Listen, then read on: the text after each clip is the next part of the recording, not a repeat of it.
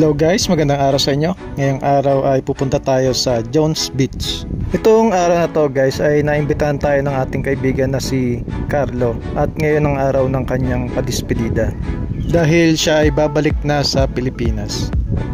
Si Carlo nga pala guys, ito ay unang Pinoy na nakilala ko rito sa island. At ang sabi ko nga sa kanya ay gagawa ko na lang siya ng video para hindi niya makalimutan itong Tinian Island. At syempre yung ibang mga Pinoy na nakasalamuha namin dito sa Jones Beach. Kung mapapansin nyo, marami ritong cottage dahil dito lagi ginaganap yung mga espesyal na okasyon tulad ng birthday at iba pang espesyal na okasyon tulad ng reunion ng pamilya. At kung minsan dito rin ginaganap yung sumba ng ibang mga Pinoy. Sa mga oras na to, habang naghihintay dun sa iba pang mga bisita ay nag-uusap kami ng ibang mga Pinoy.